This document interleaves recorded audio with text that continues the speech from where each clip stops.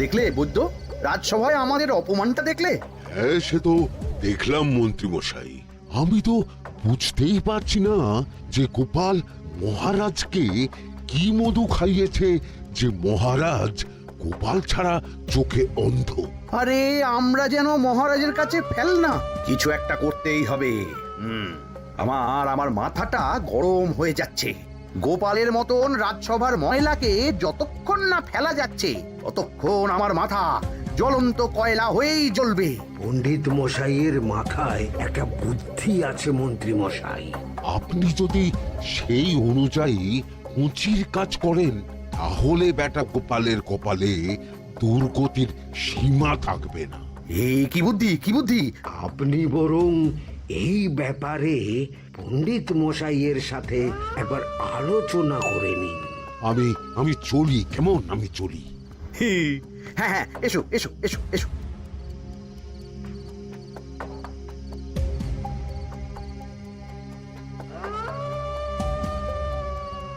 আরে ওই তো আমার বাঁ হাত ঘটা আসছে, বেটাকে দিয়ে একটা কাজ করাতে হবে। এ কি মন্ত্রী মশাই, আপনি এখানে দাঁড়িয়ে কি করছেন? এই একটা গুরুত্বপূর্ণ ব্যাপারে কথা বলছিলাম। একটা কাজ করতে পারবি? কি কাজ করতে হবে বলুন মন্ত্রী মশাই। আমাকে একটু ঠান্ডা জল, পাতিলেবু আর পুদিনার পাতা দিয়ে শরবত বানিয়ে খাওয়াতে পারবি? সেসব আমার ঘরে ব্যবস্থা করাই আছে। চলুন চলুন, আমার সাথে চলুন। হ্যাঁ হ্যাঁ, চল চল চল চল চল।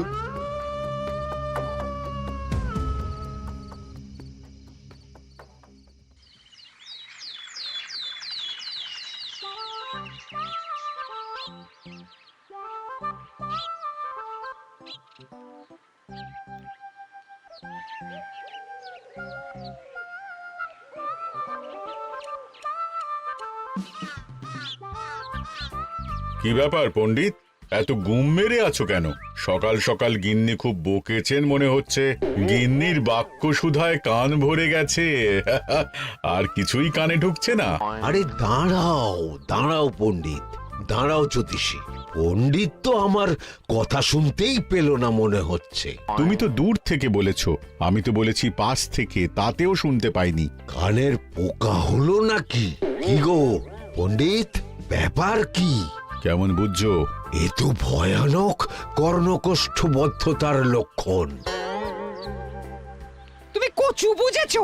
আমার হয়েছে কর্ণগোপাল, তোমাদেরও হতো, কিন্তু তোমাদের দোকান কাটা বলে হয়নি। তুমি আমাদের অপমান করছো।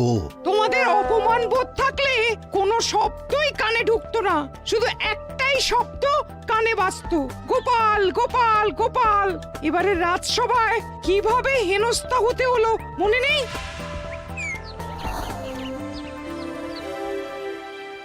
মহারাজ, একটা ভিক্ষা আছে।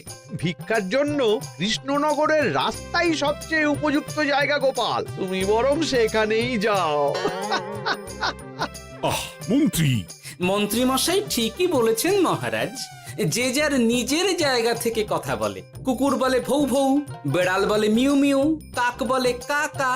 মন্ত্রীর ভিক্ষার জায়গা কৃষ্ণনগরের রাস্তা, আর গোপালের ভিক্ষার জায়গা মহারাজ কৃষ্ণচন্দ্রের দুয়ার। বলো কি ভিক্ষা? বাড়িতে পুজো আছে মহারাজ, খরচা অনেক, কিছু ঋণ আবশ্যক। যদি 100 মোহর। ঋণ তোমাকে আমি দিতে পারবো না গোপাল। পুজো উপলক্ষে তোমাকে আমি 100 মোহর দিলাম। মহারাজ, আমিও ঠিক এই কথাটাই বলতে যাচ্ছিলাম। আমরাও তাহলে বাড়িতে পুজো করব। পুজোর জন্য আমাদের অনেক খরচ, তাই যদি... অবশ্যই অবশ্যই, কত ঋণের প্রয়োজন খাজানজির কাছ থেকে নিয়ে নিও, সুদটা আমি মাফ করে দিলাম। মহারাজ, গোপালকে দান আর আমাদের ঋণ? হ্যাঁ, কারণ তোমরা নিজেরা খাবে, কিন্তু গোপাল অন্যদের খাওয়াবে। গোপালের মতো মানুষের সঙ্গে থাকাই হলো রাজধর্ম।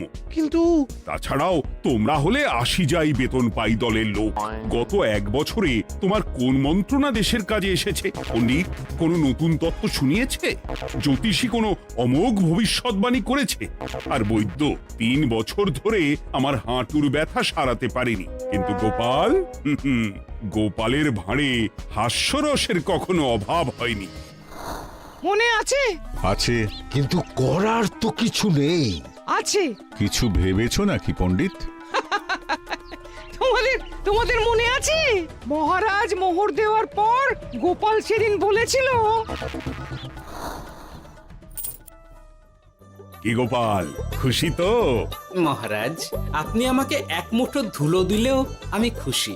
সেই ধুলো মুঠোই আমি সোনা মুঠো করে ফেলবো। মনে নেই আবার? একটু ঝেড়ে কাশো তো দেখি পণ্ডিত, কি ভেবেছো? যা হবে দেখতেই পাবে।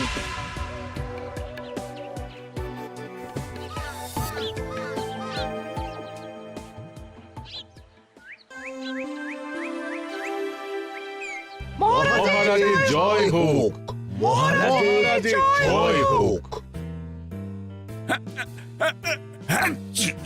ওরে বাবা, এই যে সকাল সকাল চান করে ঠান্ডা লেগে গেল মনে হচ্ছে। মহারাজ, ওই কবি গান উপলক্ষে গত মাসটা আমি কৃষ্ণনগরের কোণে কোণে ঘুরে বেরিয়েছি। প্রজাদের মধ্যে একটা অসন্তোষ আমি লক্ষ্য করেছি মহারাজ। অসন্তোষ? আমি তো জানতাম আমার শাসনে প্রজারা সুখে আছে। সুখে তারা ভাসছে মহারাজ, কিন্তু একটাই অসুখ, তারা মহারাজের দর্শন পায় না। তারা মহারাজের পদধূলির জন্য আকুল হয়ে আছে, মহারাজের দর্শন পাওয়ার জন্য চাতকের মতো অপেক্ষা করছে। চিত্রকরকে দিয়ে চিত্র অঙ্কন করিয়ে বিলি করে দিলেই হলো।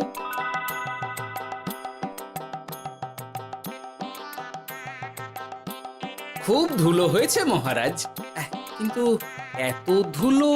কালকের ঝড়ে ঢুকেছে। ঝাড়ুদার,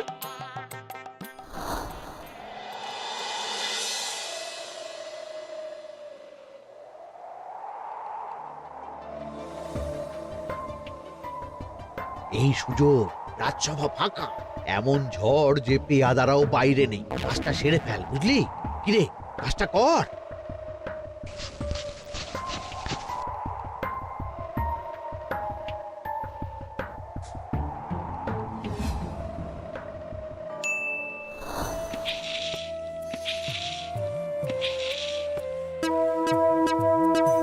এত ধুলো!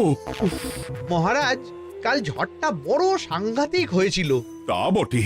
আচ্ছা গোপাল, তুমি বলেছিলে মহারাজ তোমাকে এক মুঠো ধুলো দিলেও সেটা সোনা হয়ে যাবে। এখনো সেই কথাই বলছি। মন থেকে বলেছিলে না মহারাজকে তেল দেবার জন্য? তেল দেওয়ার দায়িত্বটা তো আপনি নিজের কাঁধেই নিয়ে ফেলেছেন।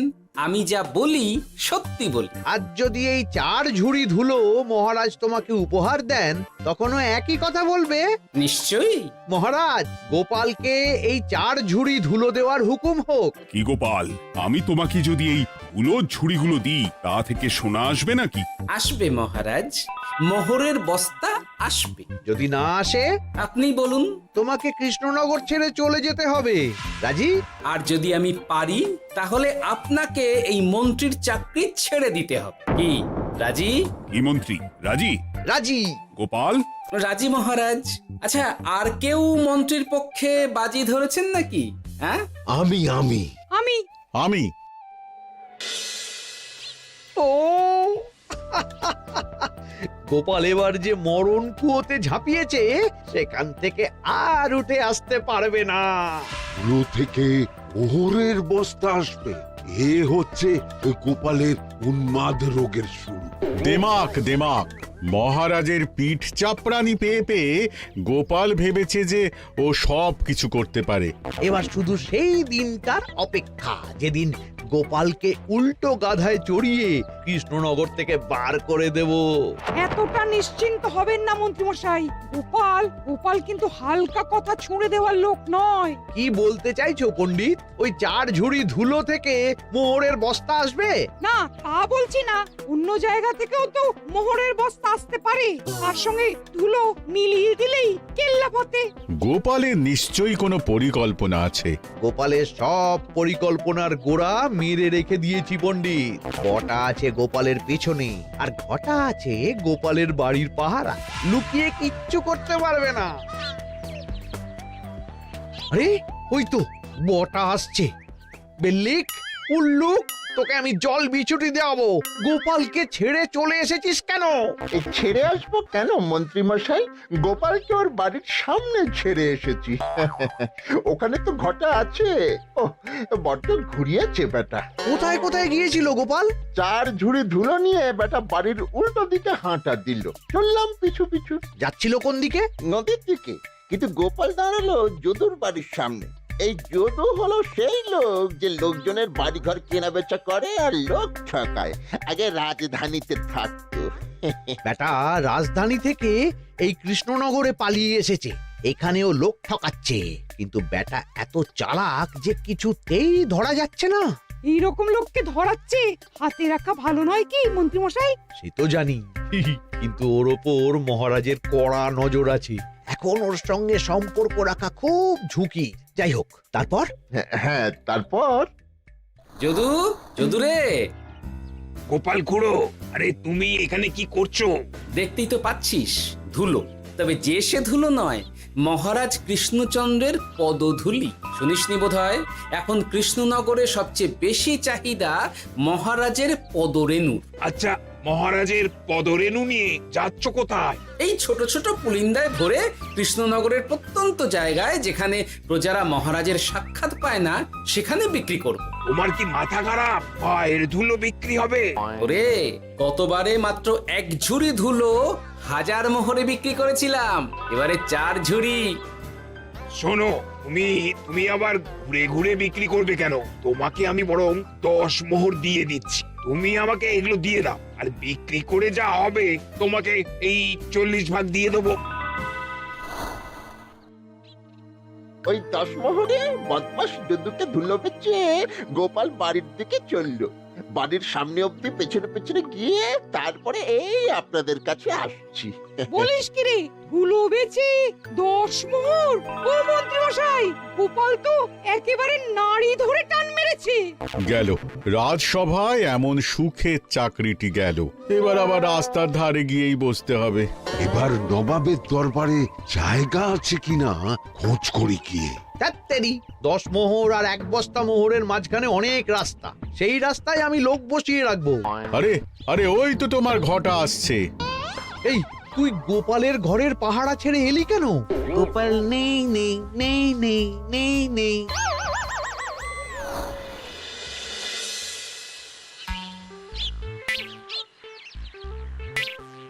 আরে, ভয় পেলি নাকি? না না না না না, ভয় পাবো কেন? শোন, তোকে পেয়ে আমার খুব ভালো হলো বুঝলি। তোকে আমার একটা কাজ করতে হবে। বলো বলো। আসলে বুঝলি, আমার না গিন্নিকে নিয়ে তার বাপের বাড়ি যাওয়ার কথা ছিল, কিন্তু হঠাৎ বিশেষ কাজে আমাকে খামবাজে চলে যেতে হচ্ছে। এখন আমি গিয়ে গিন্নিকে বললে বুঝতেই পারছিস কুরুক্ষেত্র হয়ে যাবে একেবারে। তাই আমি কাউকে খুঁজছিলাম যে আমার বাইরে যাওয়ার খবরটা আমার গিন্নিকে গিয়ে দেবে। তুই পারবি বাবা ঘটা? ওরে বাবা! আরে আরে আরে, ভয় পাস না, তোকে গিয়ে মুখে কিছু বলতে হবে না। এই নে, এই চিঠিটা আমার বউকে দিবি।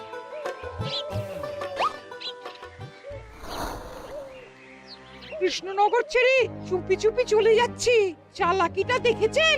ওসব চালাকি আমি তুড়ি মেরে উড়িয়ে দেব। কি করবেন? চারিদিকে আমি অশ্বারোহী গুপ্তচর পাঠাচ্ছি। গোপালকে কোনো চালাকি করতে দেব না।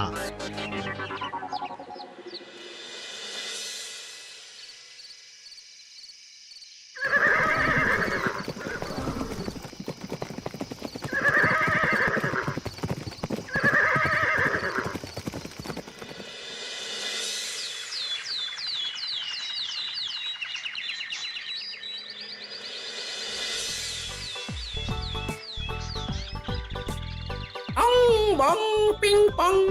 হ্যাঁ, ওরে বাপ রে, এ আবার কি বলে? মানে বুঝিতে পারিলে না? অং বং পিং পং অর্থাৎ আইসো আমার নিকট বিদেশি জাদু শরবত আছে। ইহাতে তৃষ্ণা নিবারিত হয়, শক্তি বৃদ্ধি হয়, ঘুম ভালো হয়, সম্পর্কের উন্নতি হয়, জামা কাপড় ফর্সা হয়, তু শব্দ না করে সকাল সকাল কষ্ট পরিষ্কার হয়। মূল্য মাত্র 1 মোহর। বোঝো, ওইটুকু অং বঙ্গের মধ্যে এত কিছু? ঠিক আছে, তা দাও দেখি। আপাতত টেস্টটা তো মিটুক, বাকিগুলো পরে বোঝা যাবে।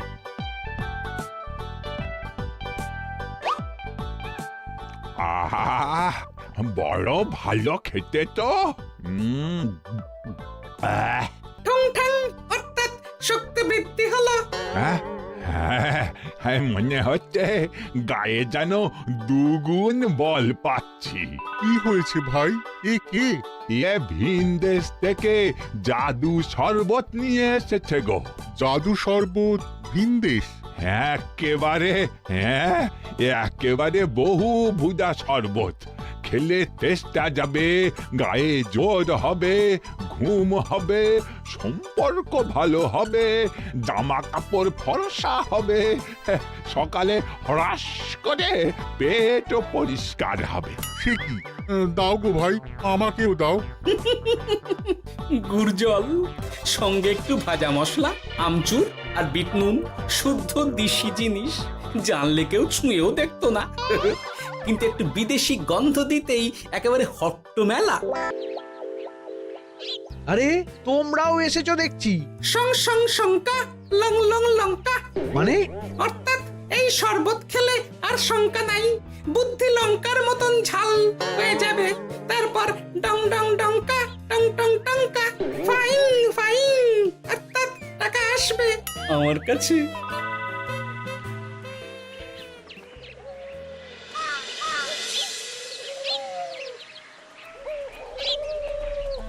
ঝপ ঝপ ঝপাং, ভট ভট ফটাং, অর্থাৎ উহাকে দৌড়িয়েছো কেন? বেটা জোচ্চোর অনেককে ঠকিয়েছে। অনেক দিন থেকে তককে তককে ছিলাম। এবার এই ধুলো নিয়ে মহারাজের পায়ের ধুলো বলে বিক্রি করছিল। একটা বেনামি চিঠিতে খবর পেয়ে বেটাকে ধরেছি। ব্যাং ব্যাং বিগ ব্যাং, অর্থাৎ বাহ বাহ বাহ বাহ। বেনামি চিঠিটা আমি দিয়েছিলাম বাবু। বাবা যদু, তুমি সেই রাজধানী থেকে কৃষ্ণনগর অবধি মানুষকে অনেক খোল খাইয়েছো। তুমি এতদিন ঘুঘু দেখে এসেছিলে বাবা, এবার গোপাল নামক ফাঁদটা দেখলে। কতবার বলবো এইসব ধুলো আমি গোপালের কাছ থেকে কিনেছি। যা বলার ওই বিচারের সময় মহারাজকে বলবি। চল চল চল চল চল।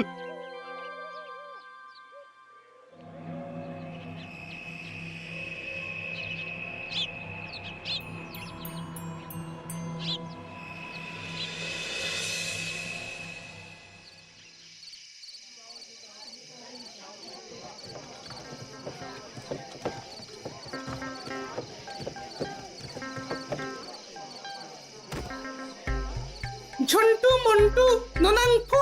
নাও ঠেলা। সাহেব বলে কি ফু দিয়ে দিতে হবে? কি বলছো সাহেব? বুঝতে পারছি না, কোথায় ফু দেব? ঝন্টু মন্টু ননাংফু, অর্থাৎ লবণ আছে? আছে আছে সাহেব আছে। কত লাগবে? ভান্ড ভরি আন্ডাকারি, অর্থাৎ যা আছে সব।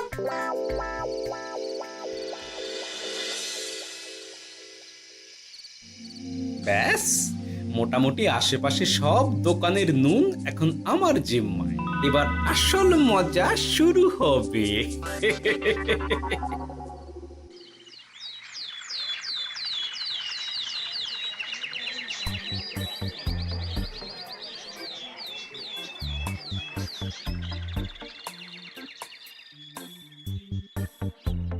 নুন আছে? না হুজুর, গোটা কৃষ্ণনগরেই নুন নেই। ওই দেখো, পুরো রাজসভাই বাজারে জড়ো হয়েছে। শান্তামনা, শান্টু মন্টু। আবার কি বলছে রে বাবা? শান্তামনা, শান্টু মন্টু, অর্থাৎ জনগণ শ্রবণ করুন। নান্টু কান্টু, নুন কি নেবেন? আন্টু আন্টু, আসুন আসুন। আমার আমার এক সের নুন লাগবে। শান্টু, অবশ্যই 100 লবণ 10 মোহর। 10 মোহর? 10 মোহর লইবেন না লইবেন না? না, নেব না। উত্তম উত্তম, গান্ডা পিণ্ডে ঢিসুম ঢিসুম, অর্থাৎ তাহা হইলে নুনের বদলে গৃহিণীর প্রহার ভক্ষণ করুন। আমাকে 1 সের নুন দিন। আমাকেও আমাকেও। নুন ছাড়া বাড়ি ফিরলে গিন্নি ঘর ছাড়া করবে আমাকে। শুনলাম কৃষ্ণনগর থেকে নুন উধাও। আছে মহারাজ, আছে। কৃষ্ণনগরের সব লবণ আমার নিকটে আছে। 110 মোহর। এত দাম? দাম তো হবেই মহারাজ। লবণ ছাড়া রান্না কেমন হবে ভাবিয়া দেখুন। ঠিকই বলেছ, রাজপাকশালেও তো রান্না বসেনি। 100 সেরের মতন রাজপ্রাসাদে পাঠিয়ে দাও। 1000 মোহর দিয়ে দাও।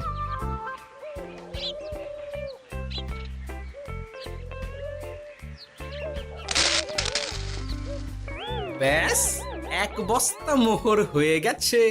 গোপাল, হ্যাঁ মহারাজ, গোপাল যে 4 ঝুড়ি ধুলো থেকে 1 বস্তা মোহর রোজগার করেছে। ইয়া বাত! চলো রাজসভায়, পুরো গল্পটা শুনতে হবে। সকলেই এসো তাহলে রাজসভায়। কিন্তু মহারাজ, যারা বাজি হারলো তাদের তো চাকরি গেছে, তো তারা রাজসভায় যাবে কি করে? ঠিক ঠিক ঠিক বলেছ। আর যারা বাজি হারলো তারা বাদ, বাকিরা চলো। এই সেরেছে, গোপাল তো আবার বাজি মেরে দিল। ও মহারাজ, আমাদের দেখুন। ও মহারাজ, আমাদের দেখুন। ও মহারাজ।